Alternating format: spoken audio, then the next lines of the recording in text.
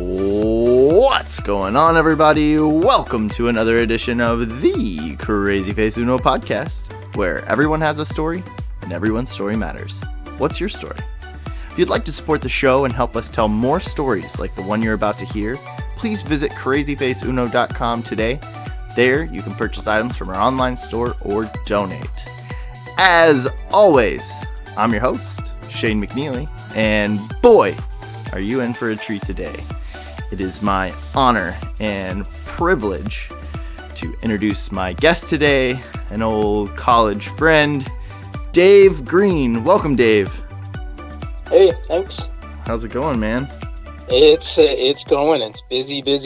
Busy. Yeah, dude. Yeah.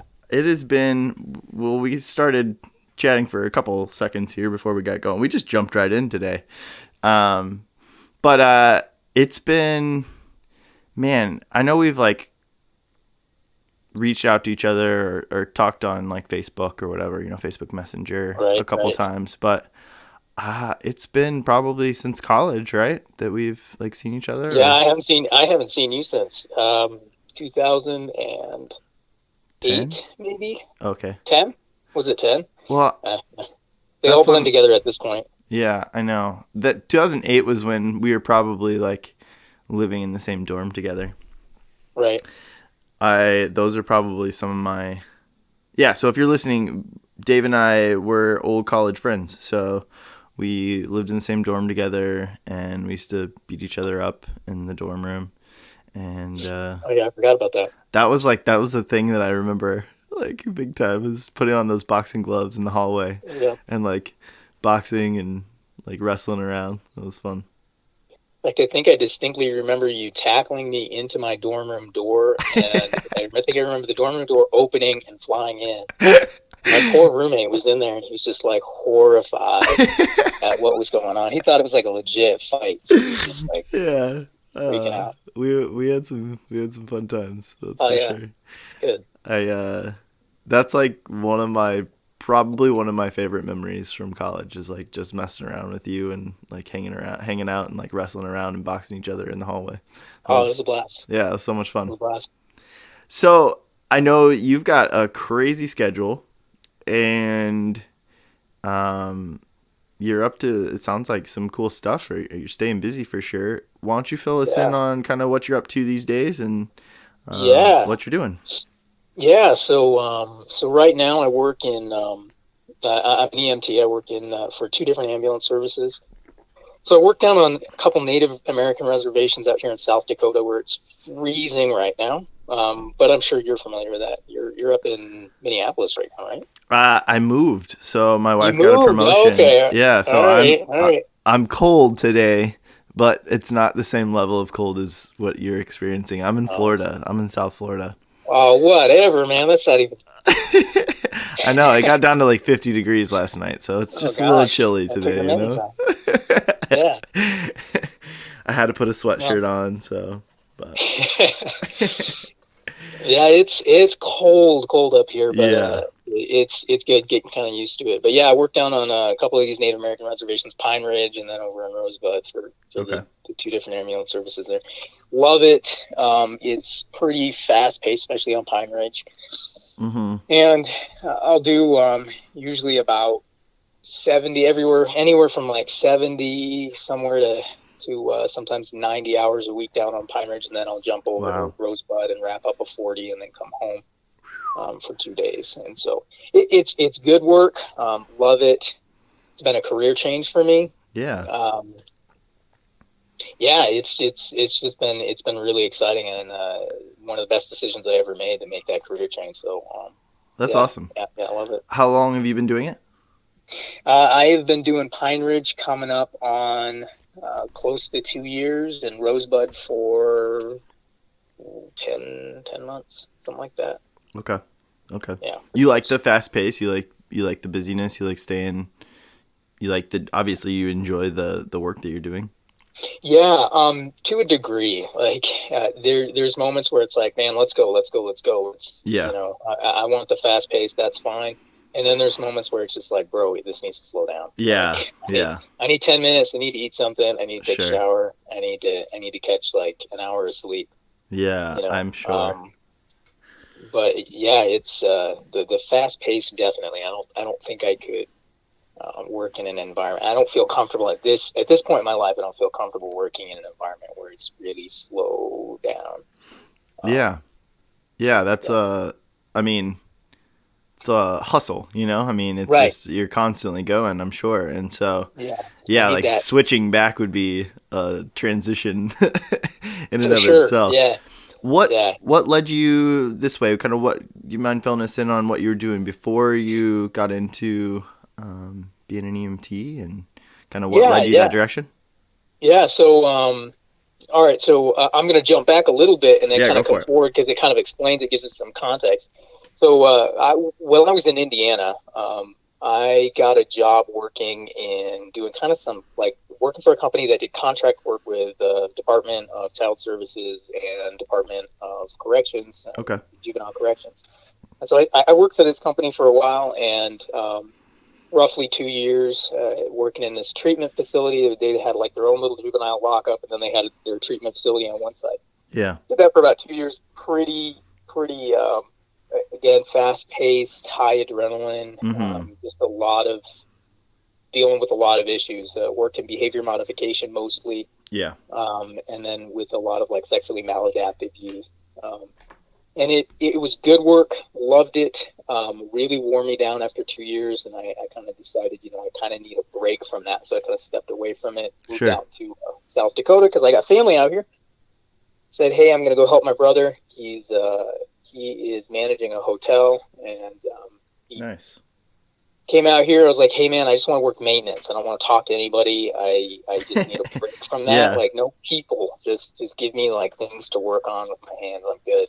Yeah. And he said, hey, that's all right. I got a great job for you. I'm going to put you at front desk and guest services. And I was like, bro, That's the opposite of it's the opposite, but that's what he did. And so I was like, oh man, I was kind of hating it at first, but honestly, it was one of the best things he could have done for me because it really got me out of just that coming out of that environment where it was just kind of like a downward, I don't want to say a spiral, but you kind of a little bit of a dip, and then came back to work at that. But I couldn't do front desk for very long just because of working in that kind of high stress, high adrenaline environment, and jumping over to guest services. So I did that for a little bit, and I was like, no, I need to do something else. And so I had some time on my hands. I was like, I'm going to go back to school. I'm going to pursue something that I've really wanted to do for a while, and that was emergency medicine. And so kind of went that route and got my EMT, started working that, went to paramedic school, just wrapping up paramedic school, getting ready to test for my national registry. So nice. What's the difference? Been a fun ride. What's that like, process, or what's that mean? Yeah, for sure. It's big different scope of practice. So you're talking about your EMT is usually about about a semester long course. Some of them are more like condensed courses. Okay. And you have a limited amount of skills as an EMT, a lot of assessment training, and then a few skills and treatments you can do. Paramedic, it's much broader. What you're allowed to do, the medications that you're allowed to give. There's stuff that you're allowed to do as a paramedic that your 4-year RN can't do. Yeah. It's some cool stuff. I love it. And it's a lot of I think the thing that attracted me to going into it was just the ability to make decisions and not have to. You have medical control, like you kind of fall back on that. You fall back on your protocols, but for the most part, within that, you have a lot of room to make decisions based on the assessment, based on what you're seeing, and based on what you feel is best for this patient within that scope of practice, within the within your protocols. And so it's best decision, like I said, one of the best decisions I made, and really excited about it. That's awesome. That's really cool. I didn't know the difference between EMT and like paramedic. It makes sense once you like describe it that way. There's just different levels, but yeah, I didn't realize that. So and a lot of people don't. A lot of people we get this a lot. We're called ambulance drivers. Yeah. Which once you get in that field, you kind of like you take as like a slight. You're like, hey man, Yeah. man, I'm I more do than way that. more I'm than more than driving an that. ambulance. Yeah. But I get it because like Yeah. nobody, I mean, they don't know. Like, Yeah.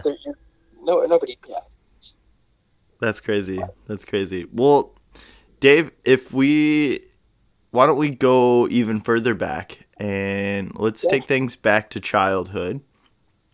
How would you describe your childhood? What was that like for you? Oh, my childhood was interesting. Loved it. A lot of fun. I've got 7 brothers and a sister, so obviously there was no downtime at all. It was just Yeah. always scraping with my brothers, playing football in the backyard, teasing my sister to death. Mm-hmm. There was plenty going on in our household, but we moved a lot.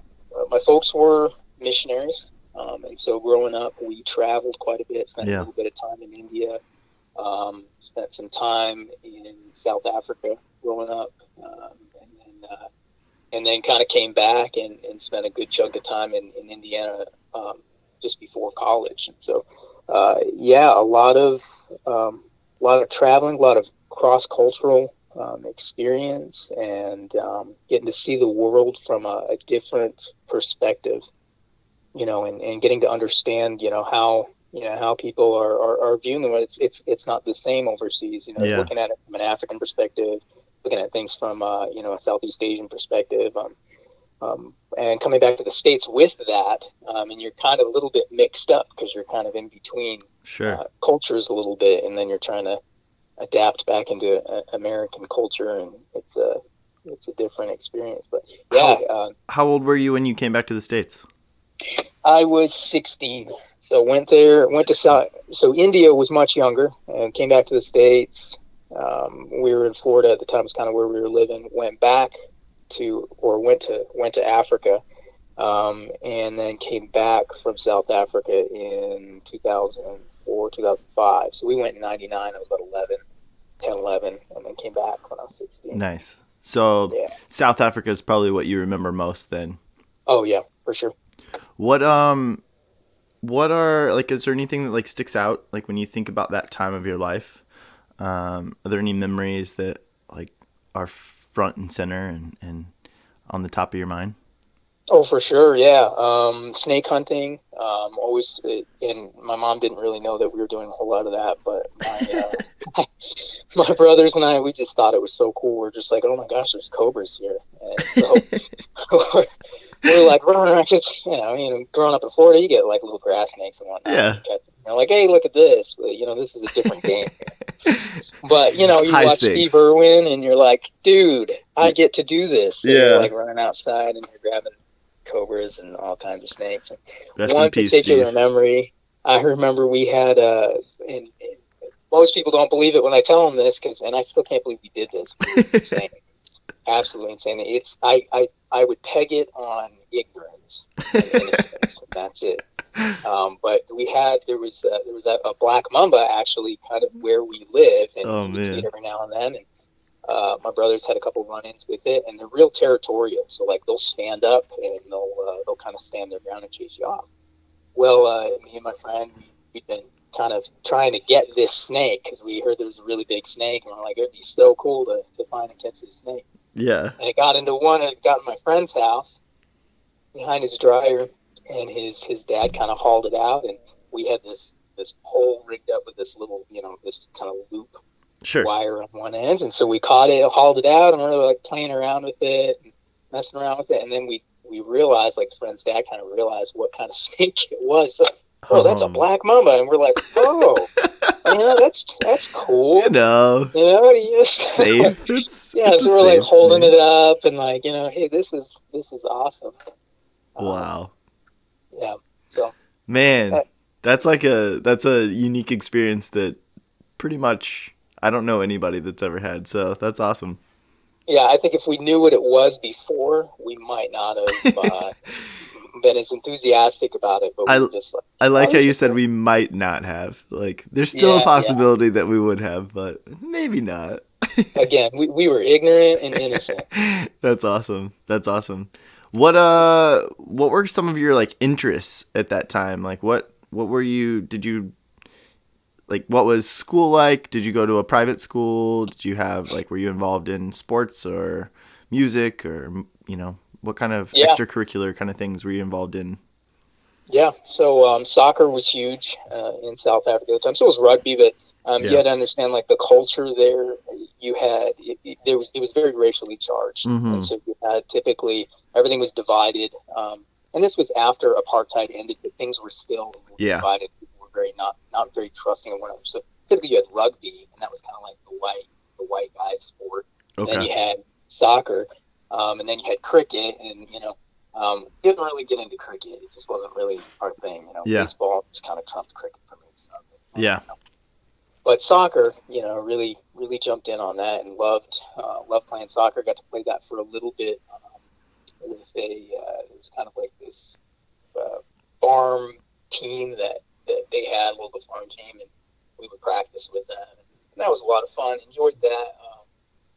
We had school was homeschooled. We had the option of either going to a boarding school or doing homeschool. And I think my mom just really wanted to do homeschool. She wanted us all to kind of be in one spot and not get traveling around. Sure. That was a cool experience growing up with that. It was different. Yeah. And I realized coming back to the States and talking to a lot of my friends who kind of went to public school or private school, it was just a totally different experience. I'm trying to understand how things were like for them, or how things were like. Homeschool, sports. We're always doing stuff like that. Hiking. We were way out in the Mpumalanga province, right on the border. What was that? Sorry, I missed that last bit. Oh yeah, we were in the Mpumalanga province, so kind of out by Nelspruit, South Africa. So right on the border of Swaziland, and there's a lot of bush out there. A lot of place for you to hike and get lost. And again, pretty amazed that my mom ever really allowed us to do some of the stuff that we did, but I don't think we ever asked permission to just grab up and did it. But we ended up way out those hills hiking all the time. Yeah. A lot of outdoor activity, hiking, camping. Just you and your brothers? Me and my brothers, and it was kind of a cool story, but there was this guy who used to be part of the South African Defense Force. It was like after apartheid ended.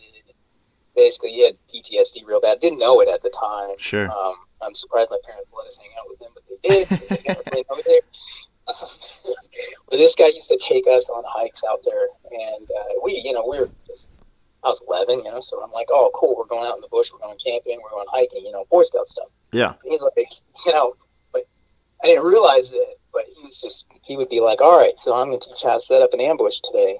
And so we'd be doing stuff like that. And then he'd be like, all right, I'm going to teach you how to crawl through the bush and not get caught and not be found. And I'm like, oh, okay, cool.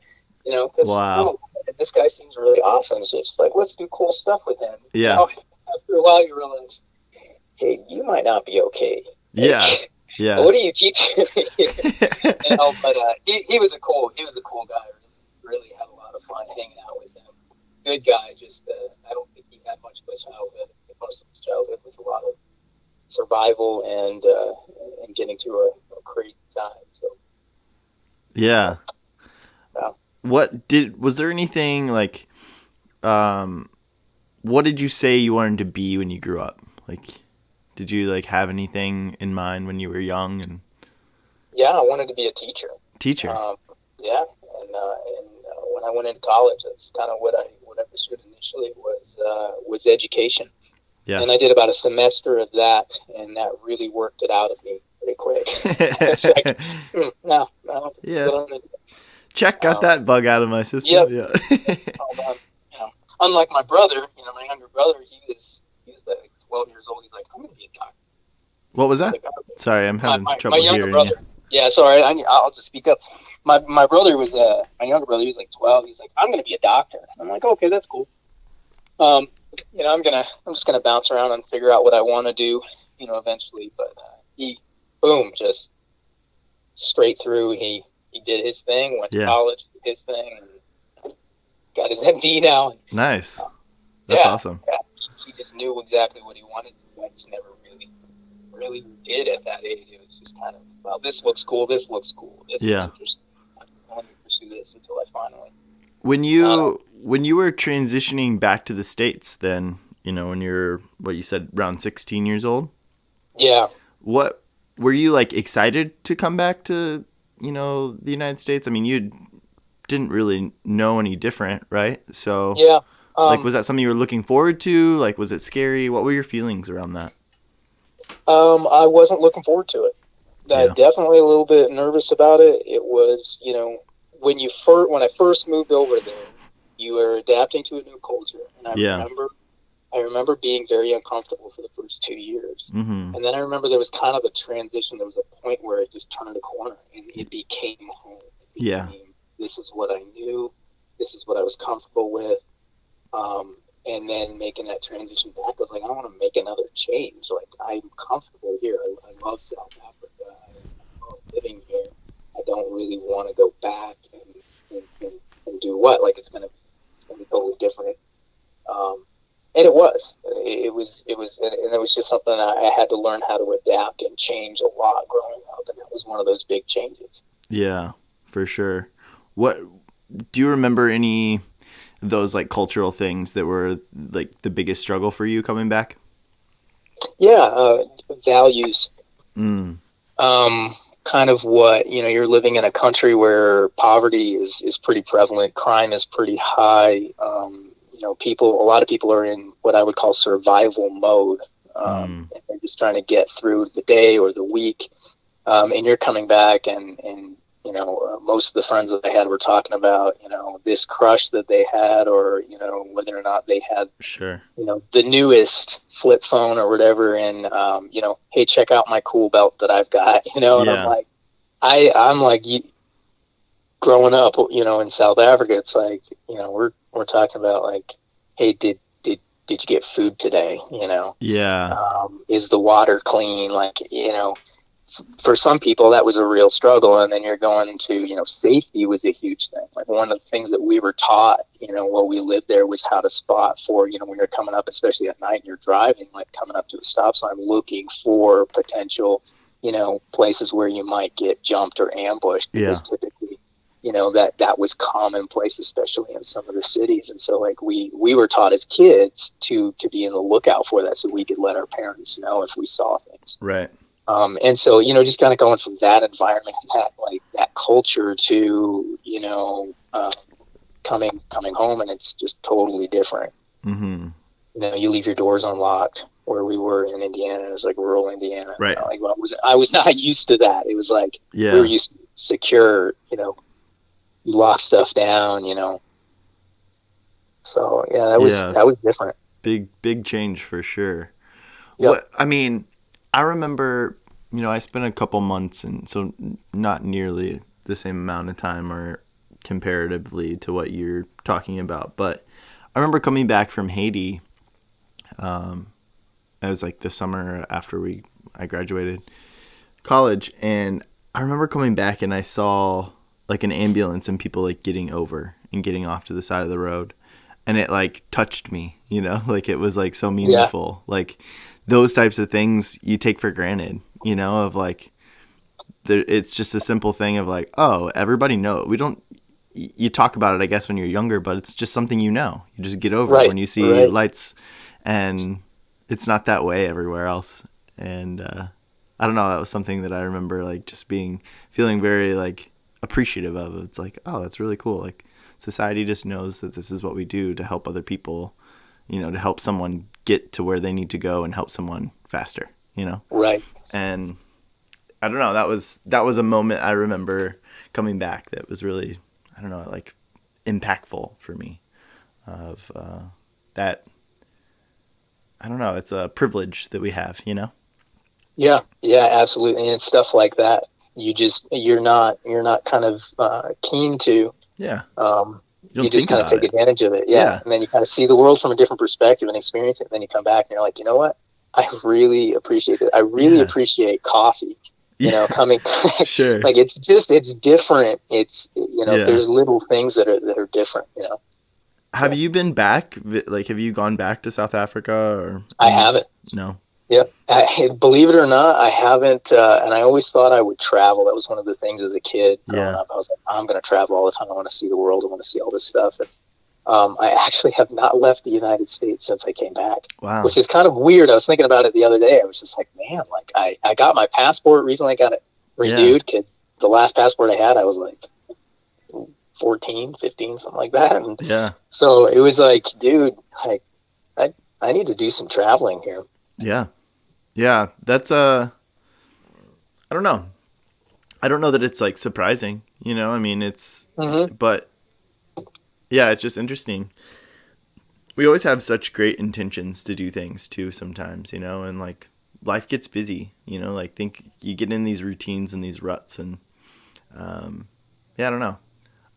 Is that something, obviously you just renewed or got your passport? Is that something you like a future goal or like an ambition of yours is to kind of travel more or? I was planning on going on a missions trip to Nigeria.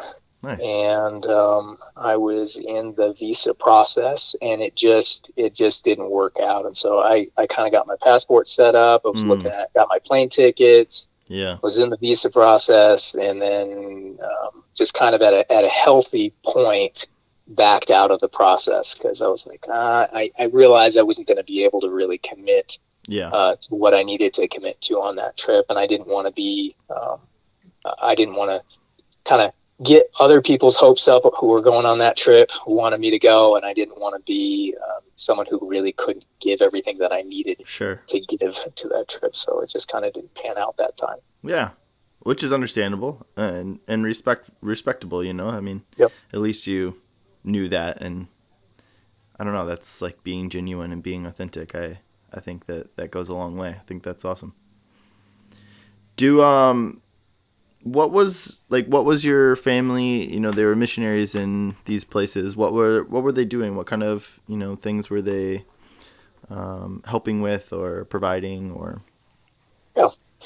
Yeah. So what my dad primarily did in missions work, he would work with pastors, he would work with church leaders, denominations to focus on kind of a different discipleship, really. And he was focusing on kind of a different, instead of like church model, more of a Western church model being implemented. And if you look at early missions history, you see a lot of these Western church model kind of getting planted, where you go in, you get a piece of land, you put a building up, you kind of go out and do community services, you bring people in. Yeah. And it just kind of changed that from discipleship, where it's more one-on-one. I'm going to go and I'm going to spend time in your life and show you Christ in my life, so that you can see it in yours, and how Christ is lived out in a kingdom life. And so that's really what he spent most of his time doing, was focusing on training leaders to do exactly that. Yeah. Like a mentorship type. Yeah. Yeah. That's cool. That's cool. And obviously your mom taught you guys at home, and that was kind of that was her full time. Yeah. That's a job in and of itself. Yeah, that's crazy. When was it like I'm assuming that Bethel was kind of like a natural choice for you, or what was your decision to go to Bethel? And don't get me wrong, I love Bethel. Sometimes I wonder if it wouldn't have been better for me to have like more choices at the time. But yeah, it was. I hear you. It was kind of my one choice, because it was affiliated with the denomination that my parents worked for.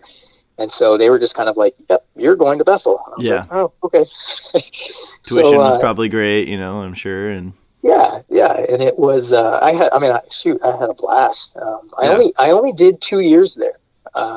Really? Believe it or not. Yeah. I never finished at Bethel. I went in, I finished my sophomore year, and I left.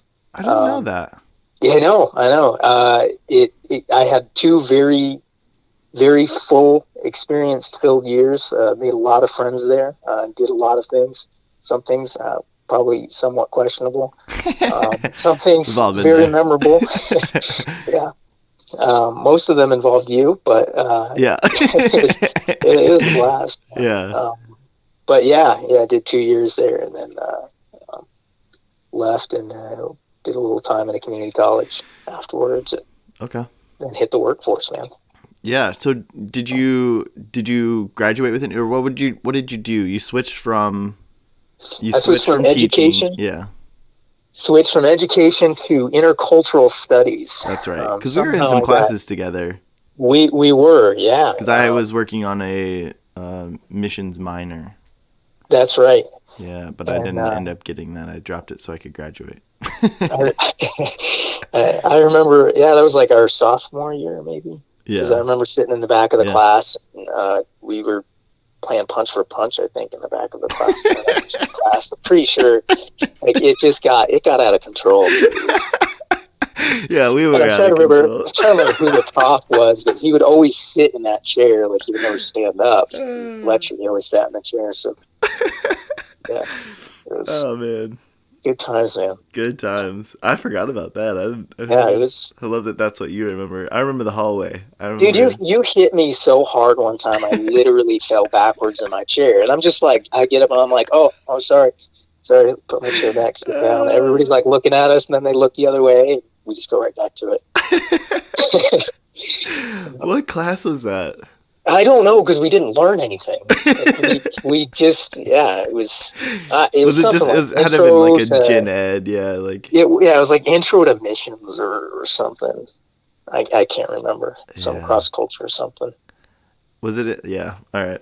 We won't bore people with the details of that. I'm trying to think of like. I can't even remember. I can't remember the prof's name. I can barely picture him. Yeah. We just weren't paying attention. What was your?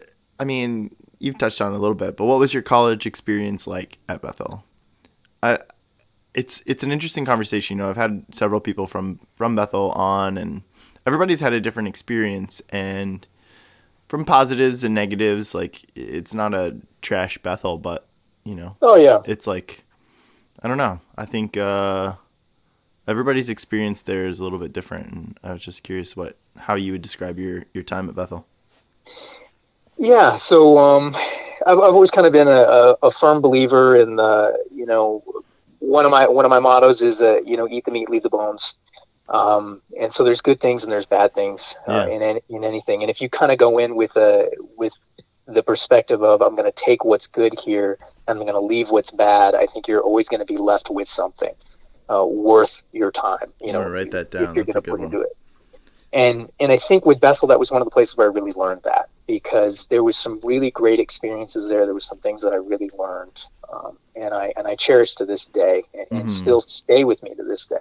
And there's some things that I'm glad I left there, because it just wasn't. I didn't find very beneficial. But I think that's anywhere you go, and so socially, I loved Bethel. I made a lot of friends, had a lot of really cool experiences. Same. You as one of them, although we haven't really talked much. We need to talk more. I know we do. I'm in. But I can't believe I didn't even know you moved to Florida. I know. Surprise. I didn't even know I moved to Florida. So. You didn't even know. You're just like, hey, I'm in Florida. Yeah. It happened. It's a cool place to like wake up, August, so like early August, late July. So it's recent. It's not. I haven't been here very long. Yeah. But yeah, I like that. Eat the meat, leave the bones. There's just a lot of things. The social aspect of things. I mean, my best friends are from Bethel, and Sam and Tony and Joel, and those guys are the guys I'm closest to that I keep in touch with. But man, I'm telling you, like, sophomore year is filled with you and Joel. Like, you, Joel, and Tim were like some of my closest friends that year, and we spent a lot of time together and hung out. And it's like, I think I forgot, I'm sure I realized it then, but that you didn't go to Bethel after that. And I'm guessing that probably is what kept us from continuing to like grow as friends and, you know, staying close. Yeah, it was a weird. I remember that was one of the hardest things because I think there was a lot of socially, like I said, I really enjoyed Bethel. Educationally, I really struggled at first, and then my sophomore year really kind of turned a corner, and things were progressing. I felt really comfortable with the direction that I was going in, and I wanted to pursue that intercultural studies. I wanted to focus on missions, and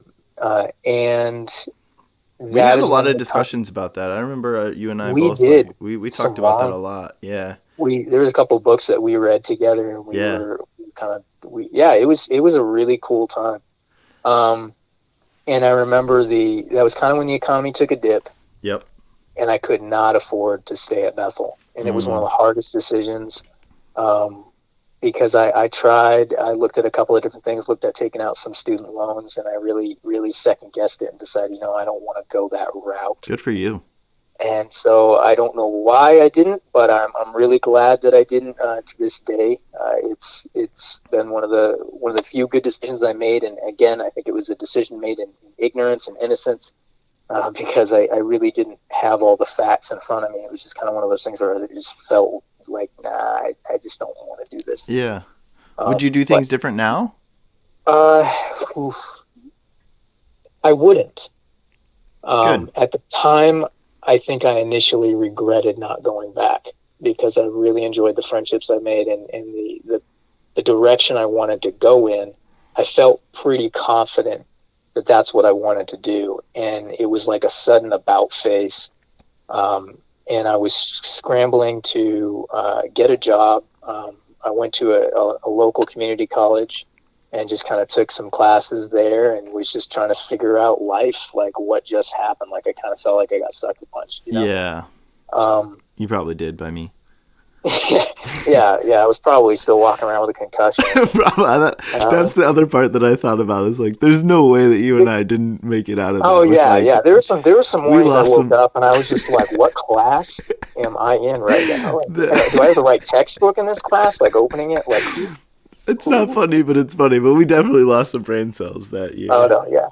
Oh man. Oh shoot, man! It's such a good time. Like I have such good memories with you. That's so great. Oh yeah, it was a blast, dude. Dude, that all prepared me for like that was that period where I dropped out and then like actually ended up getting into it was probably just the time I spent with you and Joel, like beating the brain cells out of my head.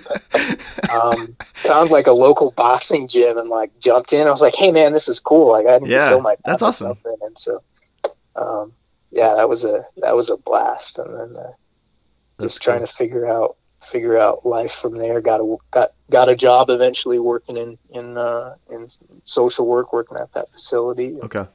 And that's what you did right after. So when you jumped into that, and then what? Go ahead. There was a little bit of a gap in there, but I mean, pretty much it was like me trying to figure things out, working a couple part-time jobs until I got my feet underneath me and decided, you know what, this is where I'm going to go for now. Yeah, absolutely. What came next? What led you out to South Dakota? Yeah. And this is something that I'll be entirely honest. For a long time, I wasn't really comfortable talking about, but I've really become much more comfortable with this discussion. Working at that facility was one of the hardest things I ever did in my life. Yeah. Working with youth, a lot of them were, kind of in the entry level of the gangs. They were involved in a lot of drugs.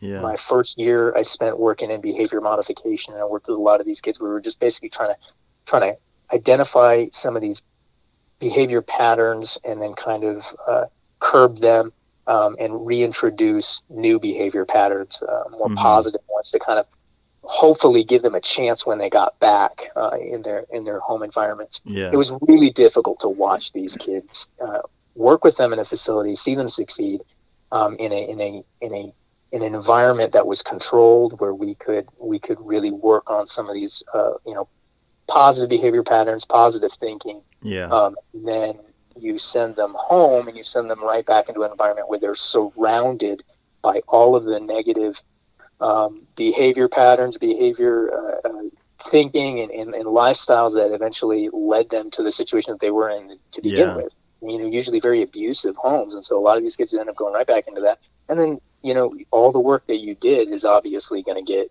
you had them for 6 months, and this kid grew up in that home for Right. 14 years. It's like the mountaintop experience, but you got to come back down.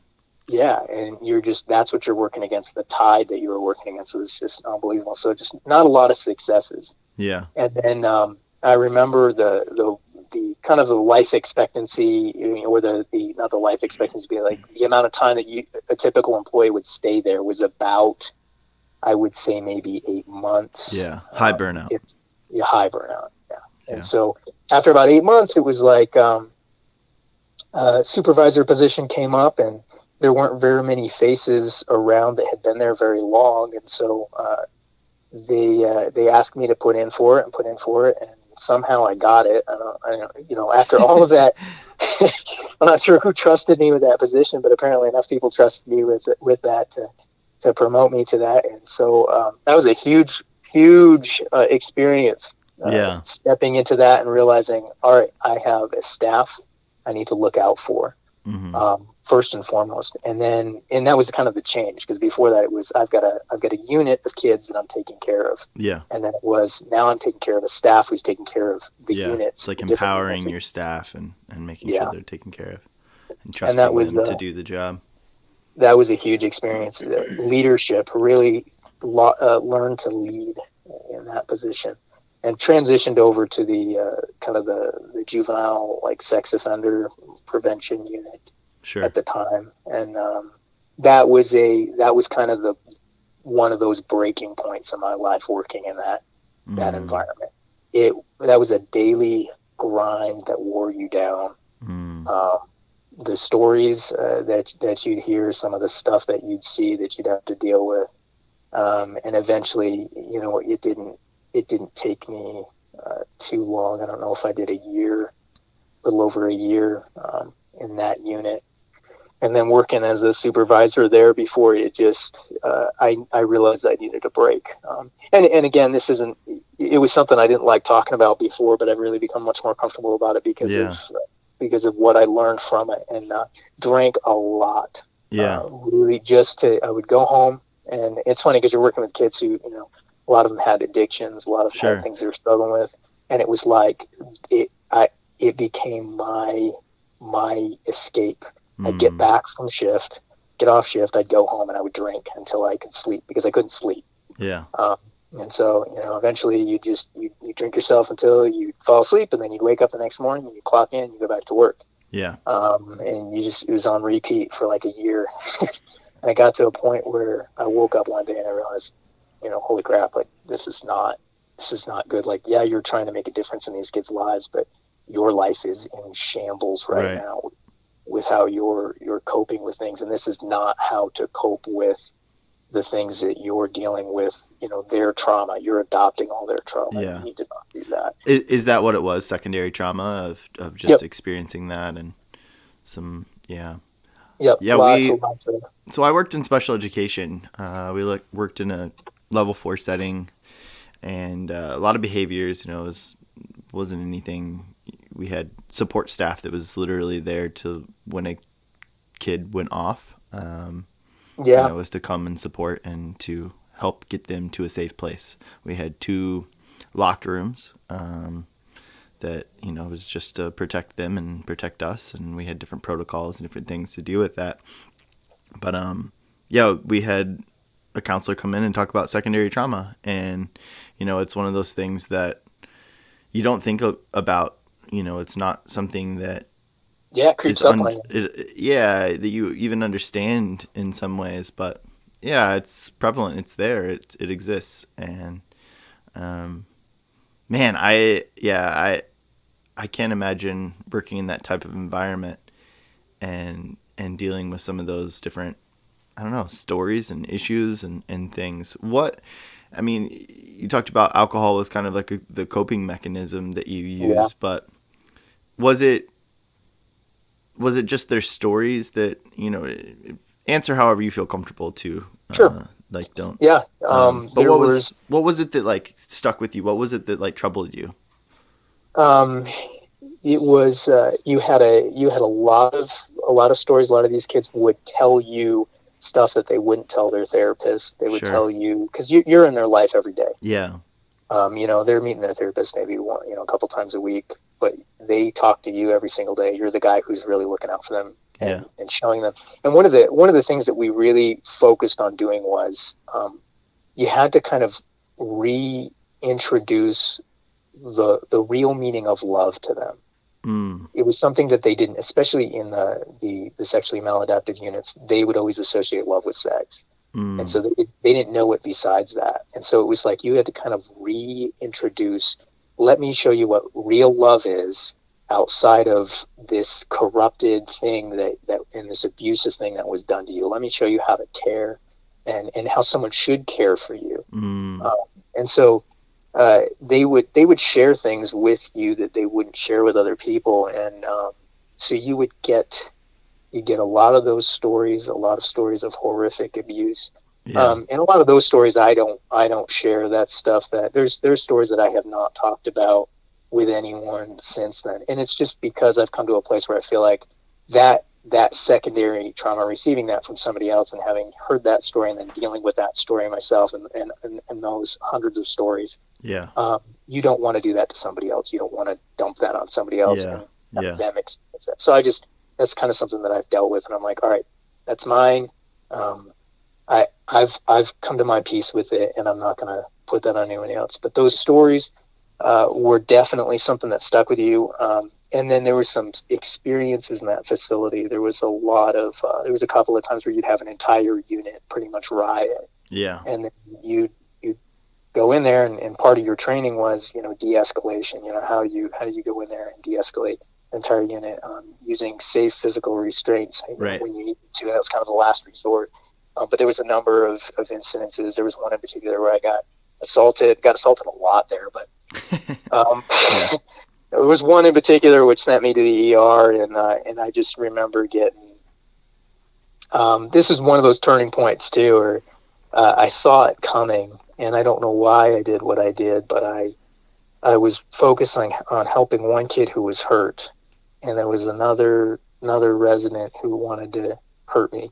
And I saw him coming towards me. He had kind of gotten away and broken into the building from another side. And I just knew in the back of my mind, it was like, you're going to get hurt here. This kid's going to get you. And there's nothing you can do about that. And I was going through really quickly in my mind, what is the best way to handle this situation? And, I could try to protect myself, but I felt like the best situation that in that case was, I'm going to focus on helping this kid. And if this kid hits me, if this kid comes for me, then I'm going to deal with that separately. But, I'm going to give him the best opportunity to not do that. And I remember kind of turning my back, and this is something they tell you not to do, but I pretty much gave him my back. And he came up and unloaded on me, and I just remember blood pouring down my face, and I just remember turning, looking at him, and being like, "Dude, what are you doing? Like, you just made a bad, this decision's this is a life course changing decision right here." And he just kind of stopped and looked at me. It was one of those weird moments where it was just like, your life is about to be very different because of what just happened just now. And I almost felt bad for him in that moment, but never saw him again after that. He ended up going somewhere else. But there was a lot of things like that. Some that I just don't talk about, but a lot of experiences that just kind of left you a little bit dealing with that on almost a daily basis. I remember getting choked. I remember getting tackled a lot. I remember getting kicked, having coworkers get stabbed. And as a supervisor, and you're looking out for that staff, and you're seeing the staff get abused on the daily, it was just like, it was very stressful. Every single day you clocked in, you're like, okay, how am I going to keep my staff safe today? How am I going to keep these kids safe today? And provide the best environment for them to learn and grow and experience, a loving, caring environment, and providing that for them the best that you can. And that just wore you down after a while. Yeah. And I didn't know how to cope with it. Mm. No one taught me or trained me, No. like, this is how you deal with this. And so that was kind of my coping mechanism was alcohol at the time. Yeah. Yeah. From your perspective, from your experience, what is there anything that could change? Is there, like, what needs to change in order to, like, best help your staff and the people that you're trying to help in these situations, or in these, this specific type of institution? Or better training, which is hard because they do provide some really excellent training, but typically, because those positions don't pay very well. Exactly. Yeah. A lot of those entry on the line positions don't pay well, and so these guys are the guys who are going to get beat up. But these are also the guys who are spending every single day with those kids, and they have some of the greatest impact on those kids' lives. Yeah. Sometimes that quantity really rubs off on them, versus that, when we're trying to aim for those little mini quality moments, like those quality moments are in the quantity. Yeah. And so, I think a lot of those positions need better pay, but it's not there. It's not available because it's usually, either through state funding, right, or even if it's private funding, it's usually, limited through donations. And it's extremely limited. And so that would definitely improve things. I think things have improved over the last couple of years. When I was doing it was still, for this company particularly, I think it was still pretty new. And so they were really learning a lot about how to retain staff, how to take care of staff, sure, how to provide good training for staff. And things were slowly improving. But it just, some of us went kind of through the ringer there, until some of those changes were implemented. So yeah, it's tough. I mean, it's funny. It seems like obviously very, very different, but there's some similarities that I picked up on from working in the school that I worked in, and some of those different things. It's the staff, there's a high turnover rate, and the ones that stick around are great. Compassion fatigue is huge in that environment. Yeah, absolutely. You want to give, and then eventually you're empty, and nobody's really kind of looking out for you. Yeah, nobody's pouring back in. Yeah. Yep. And that's hard. I mean, that's like, unfortunately, I think it's more common. It just, in that type of environment that you just described, it just has a bigger impact, I mean, I think that a lot of companies are like that, just in general, of that they expect so much of you and don't necessarily pour back in. But the fallout's different, versus when you're emotionally and physically and giving and getting abused, it's a whole nother ball game. It's a whole nother issue that you're dealing with. Yeah, absolutely. So that was obviously a pretty impactful time of your life. You can tell just even by the way you talk about it that it's had an impact on you, positively, negatively. I'm sure there's a little bit of both. Yeah. What did you take from that, and when you left, obviously you're trying to help yourself, create some boundaries, heal up. What were some of your decisions in leaving, and what steps did you take to kind of mend your mind and yourself and the experiences that you had gone through? So definitely extremely impactful time in my life. I would say that my 2 years there probably, they had such an impact on me today. I would say that how I interact with people, how a lot of how I make decisions was molded by my training and my experiences in that environment. How I deal with other people's trauma, how I deal with people who are, especially even in EMS, when I'm dealing with very aggressive, violent people, I resort back to the training that I received there, and work on de-escalating people, talking to people.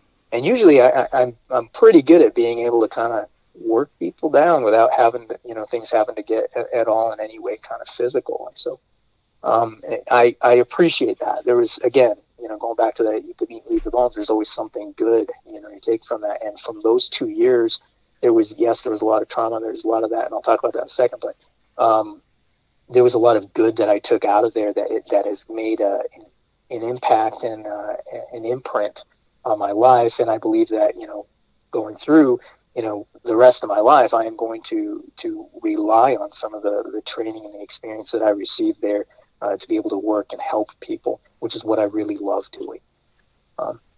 So going from that to some of the, how did I deal with when I left? I'll kind of talk about my reasoning behind leaving. Sure. I just remember one distinct weekend had a really bad crisis, and it's kind of one of those things where it's a little vague as far as my memory goes, because I think I got assaulted. I might have got a concussion that week. I can't remember. Yeah. It was one of those, and I remember going home, and I did not leave the house I had 2 days off, didn't leave the house for 2 days, and I basically just drank. Yeah. And I remember waking up, I think it was Sunday morning, I woke up, and I just it was kind of one of those weird things. It was like, I don't want to do this anymore. I don't want to drink. Yeah. And I need to find a way, I need to be okay. And I'm not okay where I'm at. And if I'm not okay, I realized I couldn't be what I needed to be for the staff that I was supervising and for the kids, because I had gotten to such a point of burnout where I was going in and I was doing my job. And although I was very good at my job, without that level of care and love that you have for those kids and for the staff, it was becoming more difficult for me to make the right decisions for them, for their, it was more about like, how do I get through this day and get through this day safely, which is good and all. But I just realized that I was in a position where if I wasn't in this position, somebody else would be in this position who had the heart for really caring for them. And right now mine was empty. Mine was just, I didn't have much left to give. And so I knew I needed a break. And it's possible I could have just taken a vacation or something like that, and come back to it. But I was like, I don't know how to cope with what I'm dealing with. Yeah. And unless I just kick the can down the road, I mean, exactly. The vacation, of course it would have helped you and benefited, but there's overarching issues, as far as like you said, not getting poured back into and not being nurtured and taken care of, and exactly, just being an empty tank that just continues to pour out. And at that time, there was really a stigma with kind of going to talk with somebody, because it was like this: you're not right in the head, like you're going to go talk to somebody. And so I was kind of a big proponent of I was like, well, I'm not talking to anybody. I'm just gonna deal with this on my own. I can deal with this on my own. Yeah. And I just realized I got to that point where I was like, I can't. Yeah. This is so you did seek help and you got some counseling? Not at that time. No. Instead, my approach was, I need to step away from this. The environment that I'm in right now, I can't get the help that I need. I can't work through the things that I need to. And so I decided at that time, I was like, you know what, I'm gonna step away, kind of put in my notice, helped transition. We were going through a couple transitions in that facility at the time and watched a couple programs transition. So I really kind of bookended it and closed it at a good point. Yeah. Trained up my replacement, and then really left on good terms, because I loved working for that company, loved working with those kids, loved working with that staff, great staff. It just got to a place where I was like, I need to step away and I need to get okay. Yeah. And good for you.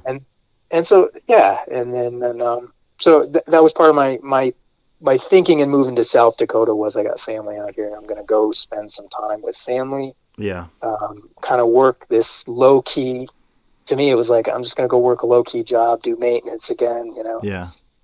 Work with my hands, maybe get some time away, and I can kind of heal up and deal with some of these things that I'm dealing with. And, recharge, refuel, exactly. Yeah. Exactly. And so, and I think it's what's so important is, like you talking about leaving that scenario or that environment, but even if you were probably to even think about some of your training with the people that you're with is in crisis, the remove yourself from the situation, is like, it's like crisis management, is like get out of that environment. I mean, that's probably the best thing that you could have done, and when the environment is so toxic that you can't, what you have for a coping mechanism at that point, what you've trained yourself to do to kind of help prevent some of that toxicity from getting in, like you've reached a point where the toxicity is overwhelming your coping mechanism, and you got to step out of that environment to allow yourself in a more healthy, clean environment to kind of work on. If you need to work on those coping mechanisms to get stronger, to step back in, okay, that's one thing. Or you need to step out, find something else where that coping, you're not going to be overwhelmed. Exactly. How did your family step in? Pretty big for you? Or was that really helpful? They did as much as I allowed, and that was the thing. I didn't know what to do with a lot of the stuff that I was dealing with coming out of there. Nobody teaches you that. Yeah, wake up in the middle of the night and you jump up, and I remember like I would wake up and I'd go check the locks on my doors. I remember waking up and like it felt like I was there at work, and it would take me a few seconds to realize I wasn't at work. Go back to that.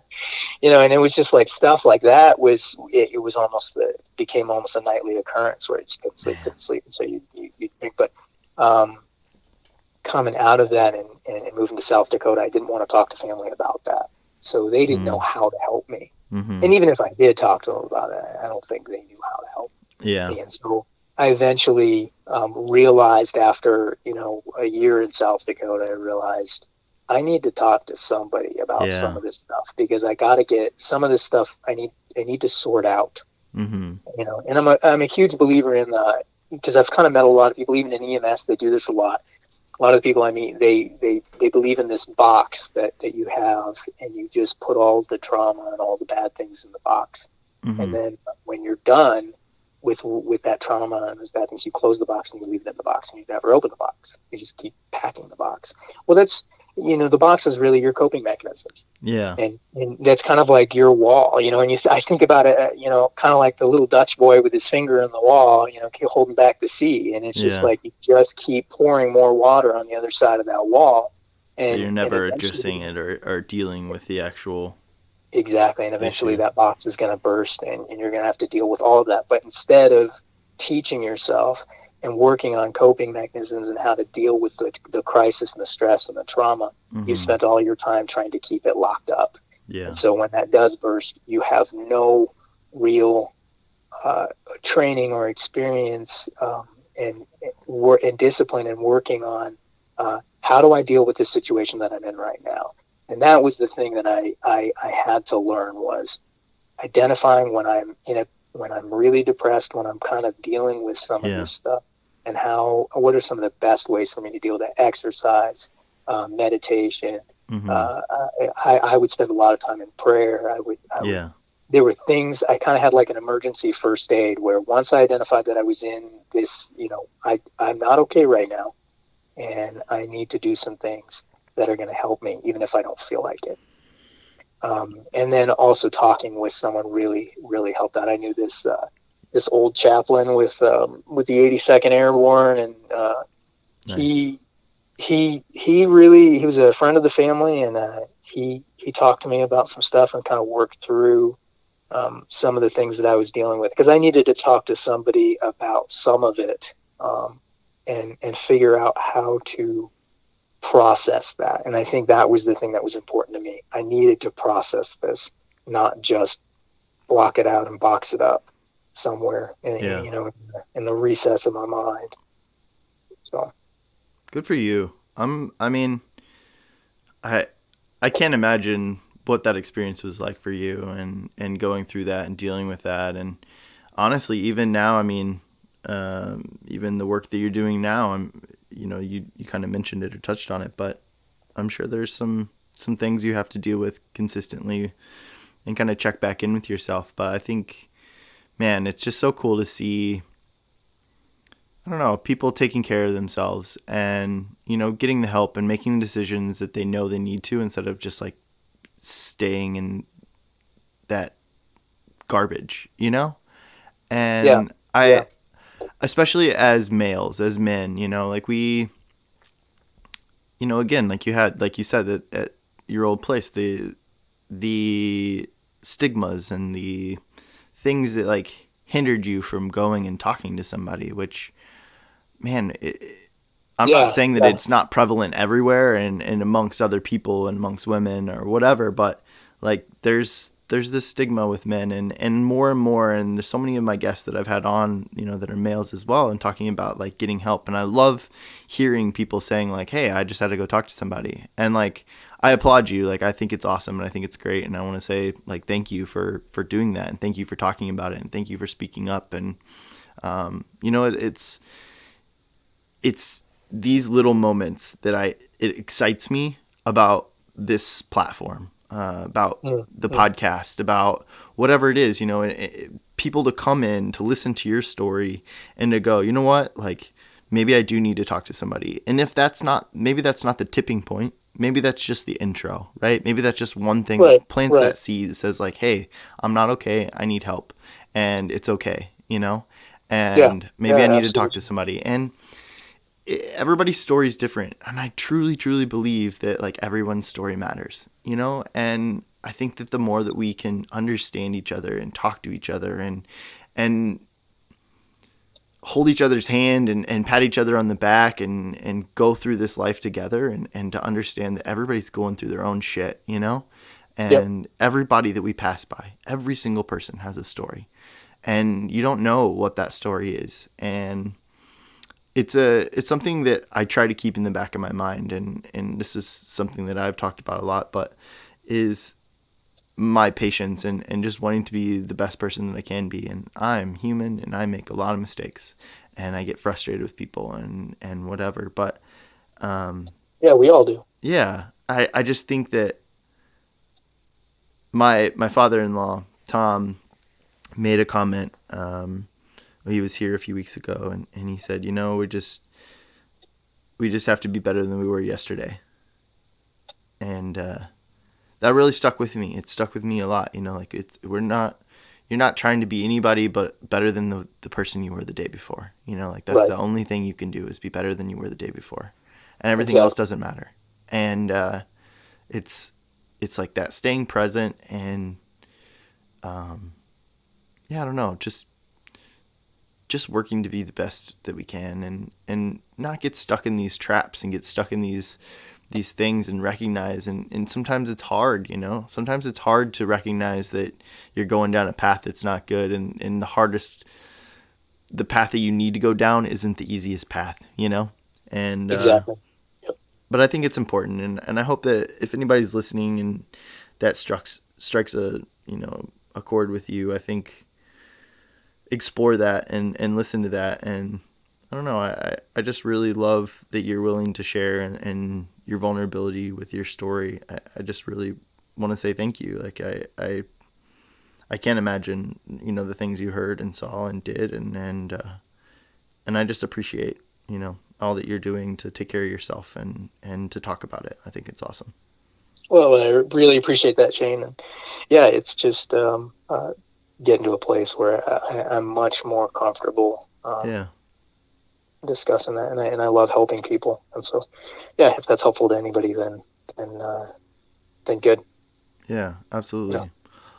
I've got a few more questions here, and then we'll kind of close things out. But these can get a little more deep. They're just kind of more reflective and thought processing. But Yeah, go for it.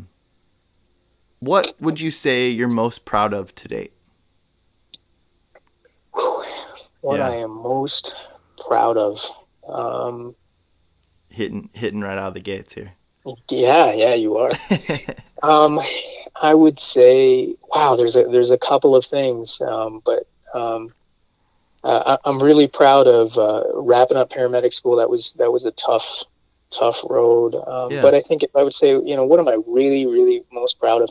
My relationship with a lot of my family right now is something that I can't say that I was always the easiest sibling or the easiest son maybe to deal with. I was a little ornery growing up. I was a little ornery in college. And that's why we got along so well. Oh yeah, and I think I definitely made things difficult in my relationship with family, and a lot of my experiences I think helped me realize I need to work on some of that stuff. And so in my 20s, I spent a lot of time working on my relationship with family. And I think that's something that I'm really proud to say today, that I have a very good relationship with them and rapport with them. And even and that kind of bled over into a lot of my work experiences, my employment with employers and with coworkers, just trying to maintain good relationships with them and learning how to communicate with them. So yeah, I think that's something I'm definitely very proud of. And been some bumps in there, but yeah, good for you. Sure. That's awesome. For sure. What do you look forward to most in the future? Do you have any goals, ambitions? Yeah, passionate passing this national registry here coming up real soon, and then after that is really focusing on moving towards critical care certification, and that's kind of the next step. Moving into flight medicine is really where I want to go. Wow, cool. So that's the next thing on the horizon that I'm looking at. There's a couple other things, but it's kind of one of those things that I'm going to focus on the next thing right now, and then we'll deal with everything else later. Yeah.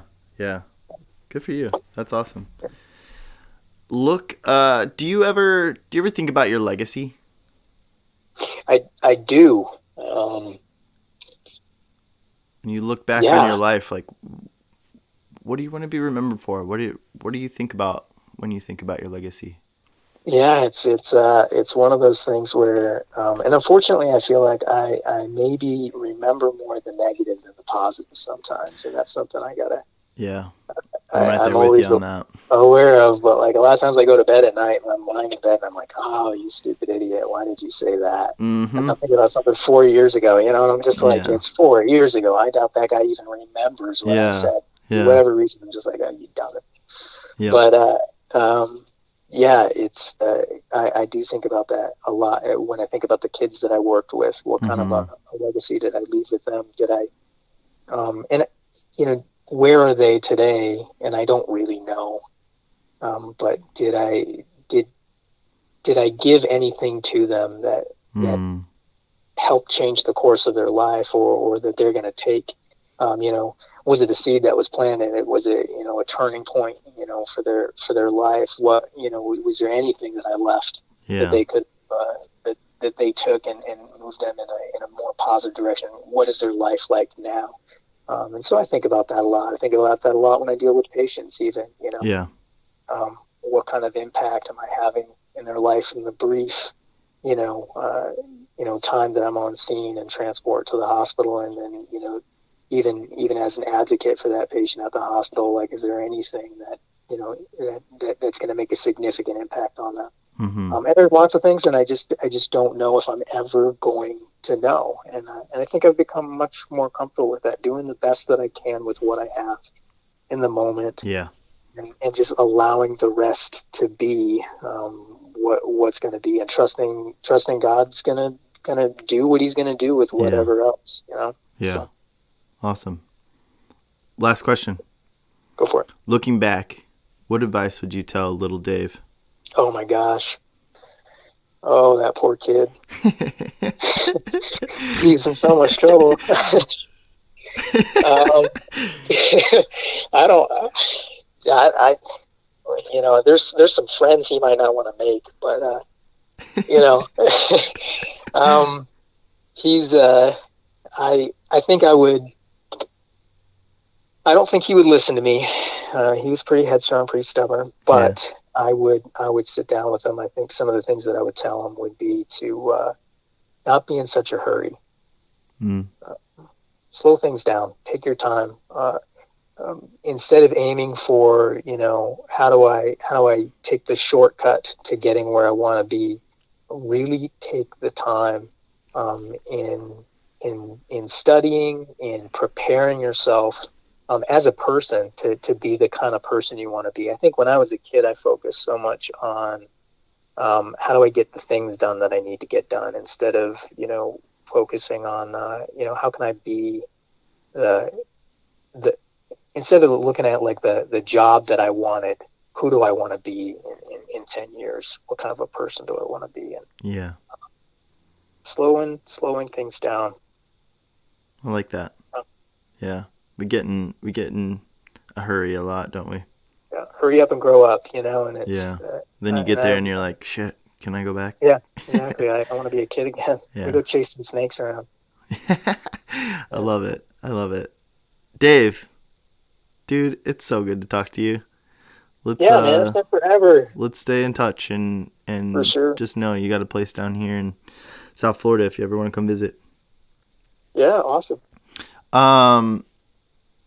Whatever, this is your time. If you want to say anything to our listeners, or any advice, any thoughts, or plug anything, now's your time. Otherwise, we'll close things out. Yeah, man, I don't know. Just take life one day at a time. Cool. Like I said, slow. Yeah, just you've got. I think a lot of people have time to just kind of focus on preparation and family. Man, spend time with family. If that's anything that I've learned in the fields that I've worked, you get so busy working jobs and putting in the long hours. You miss some of the most important things that are right in front of you. If you have kids, if you're married, you've got a family, that's I think that's probably one of the most valuable and important things that you can spend your time with and pouring your time in. It's not your job. It should be your family. You work your job so that you can spend that time with family and have that healthy family. And they want you there. They want you involved in their life. And so don't let your job impact your family in a negative way. So, yeah. Perfect. Send it there. Thanks, Dave. Thanks so much for coming on. I really appreciate it. Yeah. Awesome. Love talking. See you, Shane. See ya. Thank you all so much for listening. Please visit us on Facebook and Instagram, where you can like and comment on our posts. If you want to go above and beyond, please share the CrazyFaceUno podcast with your friends and family, or just random strangers on the street. We're welcome to everyone. Once again, please visit CrazyFaceUno.com to purchase our merchandise and donate. Your contributions help us tell more stories like Dave's and the stories just like yours. Thanks again for listening. We love you all. Peace!